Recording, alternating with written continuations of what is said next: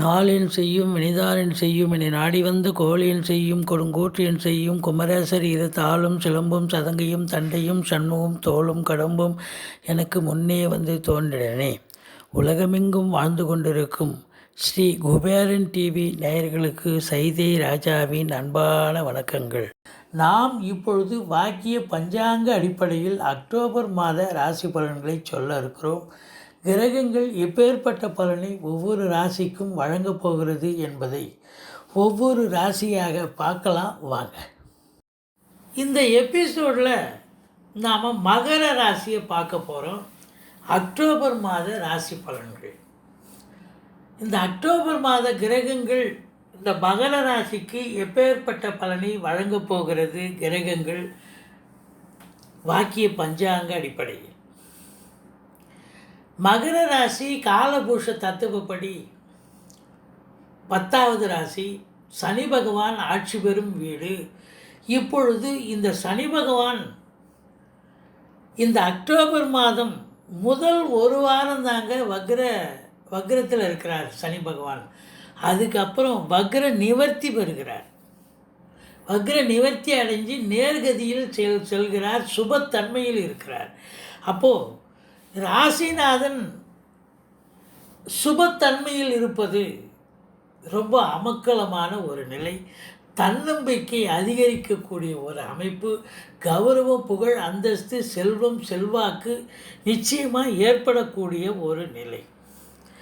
2ஆம் இடத்த அதிபதி உங்களுக்கு நேர்கதியில் மகரத்தில் இருப்பதால் நல்ல பண வரவு, பொருள் வரவு, குடும்பத்தில் அமைதி, நிம்மதி, சந்தோஷம், குதூகலம், சுபீட்சம் ஏற்படக்கூடிய ஒரு நிலை. முதல் ஒரு வாரம் தாங்க வக்ரம். எச்சரிக்கையாக இருக்கணும். கடைசி 3 வாரம் படு அமக்கலமான ஒரு வாரம் இந்த மகர ராசி அன்பர்களுக்கு. பாருங்கள், 3ஆம் இடத்த அதிபதி என்று சொல்லக்கூடிய குரு பகவான் 3இல் ஆட்சி பீடத்தில் இருக்கிறார். இளைய சகோதர சகோதரிகள் இருந்தால் உங்களுக்கு அரவணைப்பாக ஆதரவாக செயல்படுவார்கள். நீங்கள் எடுக்கும் முயற்சிகள் யாவும் திருவினையாக்கும். தூர தேசத்திலிருந்து நல்ல தகவல் வர இருக்கிறது. பிபிஓ, சாஃப்ட்வேர், ஹார்ட்வேர், தபால் தந்திலாக்கா, கொரியர் சர்வீஸ், விளையாட்டு வீரர்கள், வீராங்கனைகள், நடனக் கலைஞர்கள், ஸ்டண்ட்டு கலைஞர்கள், பின்னணி பாடகர்கள், இசை அமைப்பாளர்கள், இசை வல்லுநர்கள், சினிமா மற்றும் தொலைக்காட்சி பிரிவில் பணியாற்றக்கூடிய பணியாளர்கள், நடிகைகள், டெக்னீஷியன்கள், எடிட்டர்கள், கேமராமேன்கள், புகைப்பட கலைஞர்கள் அத்துணை பேருக்கும், அதாவது கம்யூனிகேஷன் பாவம், தகவல் தொடர்பு துறையில் இருக்கிறவங்க எல்லோருக்குமே ஒரு அற்புதமான ஒரு மாதம் இந்த மகர ராசி அன்பர்களுக்கு. ராசிநாதன் உங்களுக்கு வக்ர நிவர்த்தி வருகிறார். இது சூப்பரான தகவல், சூப்பரான நிலை. 4ஆம் இடம் என்று சொல்லக்கூடிய 4ஆம் இடத்தில் ராகு பகவான் இருக்கிறார். மேஷ ராகு, மேடான ராகு தான். என்ன பண்ணுவார்? பூமி சொத்து, செவ்வாயினுடைய காரகத்தை கையில் எடுப்பார். பூமி சம்பந்தப்பட்ட விஷயங்கள், அதாவது சொத்து, வீடு இதெல்லாம் வாங்க முடியும். இதில் பாசிட்டிவாக தருவார். நீங்கள் சொத்து வாங்கணுமா, வீடு வாங்கணுமா, மனை வாங்கணுமா, வீடு கட்டணுமா, இதெல்லாம் கண்டிப்பாக நிறைவேற்றி தருவார் இந்த ராகு பகவான்.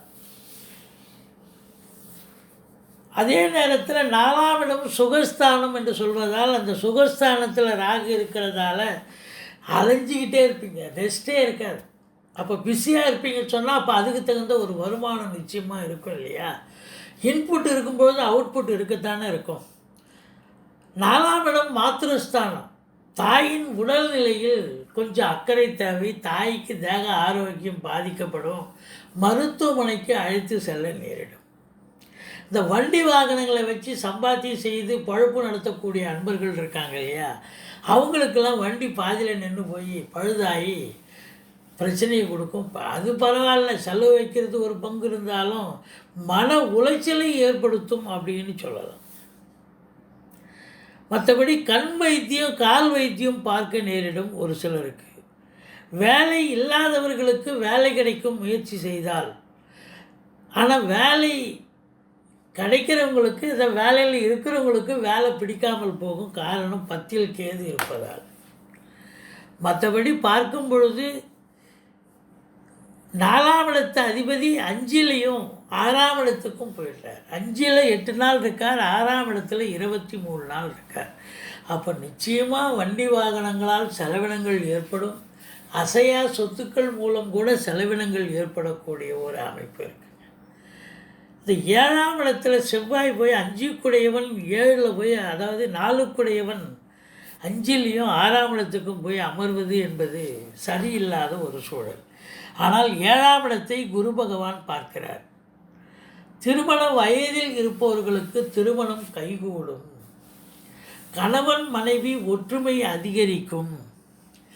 நட்பு வட்டாரங்களால் நல்லதே நடக்கும். நீங்கள் வேலை பார்க்குற இடம், நட்பு வட்டாரம், சொந்த பந்தம், எல்லா இடங்களிலும் உங்களுக்கு ஆதரவு பெருகும் என்று சொன்னால் மிகையாகாது.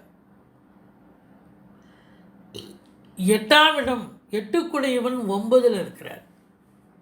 9ல் சூரியன் காரகோ பாவனாஸ்தி. ஆனால் 9ஆம் இடத்துல சூரியன் இருந்தும் குரு பார்வையில் இருக்கிறார். அப்போது சூரியன் புதன் சுக்கிரன் 3 பேரும் அங்கே இருக்கிறார்.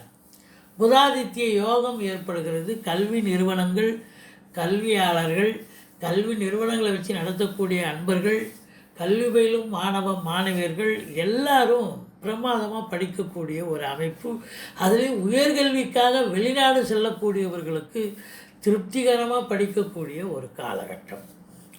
மற்றபடி பார்க்கும் பொழுது 9ஆம் இடத்தை குரு பார்ப்பது என்பது யோக பாக்கியங்கள் ஏற்படக்கூடிய ஒரு நிலை.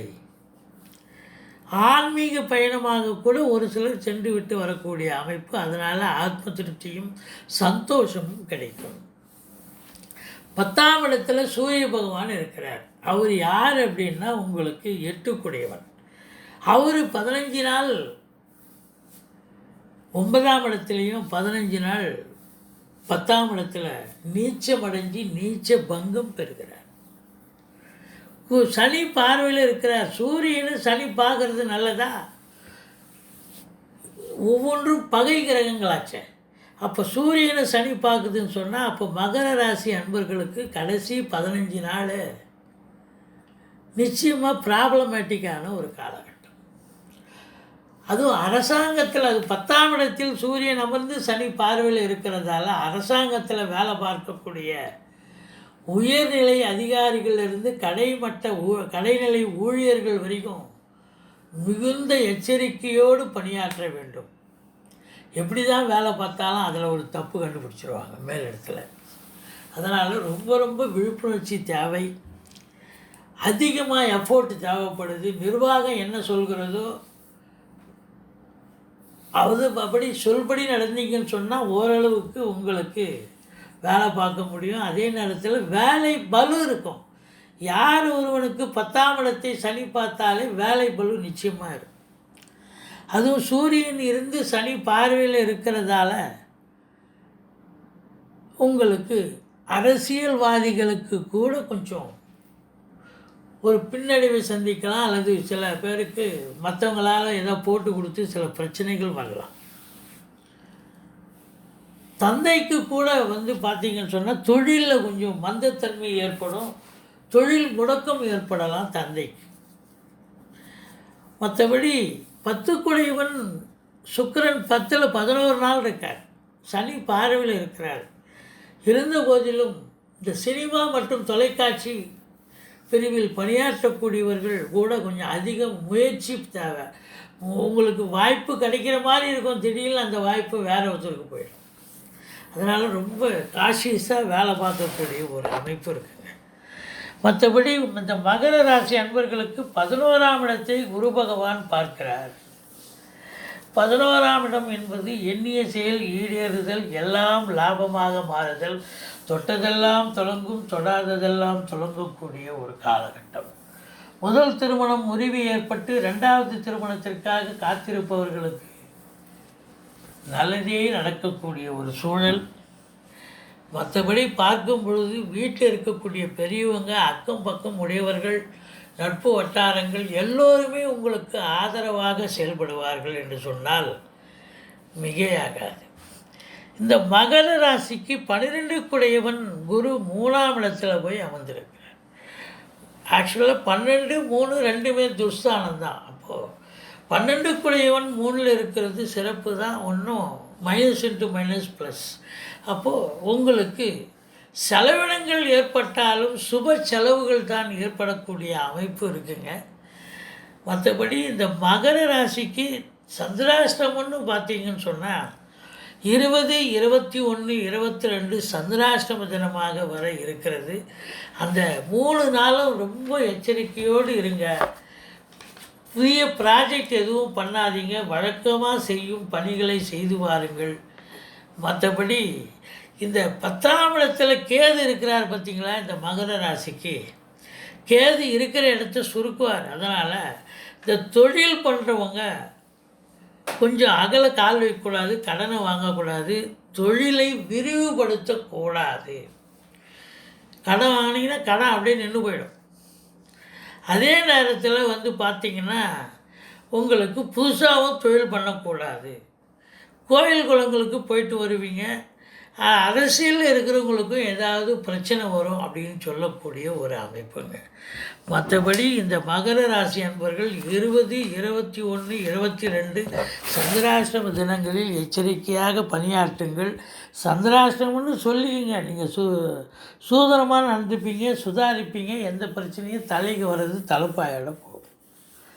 நீங்கள் வணங்க வேண்டிய தெய்வம் அப்படின்னு பார்த்தீங்கன்னா முருகப்பெருமானை வணங்குங்கள், துர்க்கையை வழிபாடு செய்யுங்கள், கணபதியை போற்றுங்கள். வாழ்க்கை வளமோடும் நலமோடும் அமையும். ஸ்ரீ குபேரன் டிவியை பார்த்தமைக்கு நன்றிகள். மேலும் இது போன்ற தகவல்களை தெரிந்து கொள்ள ஸ்ரீ குபேரன் டிவியை சப்ஸ்கிரைப் செய்யுங்கள். மறக்காமல் பெல் ஐக்கானை கிளிக் செய்யுங்கள்.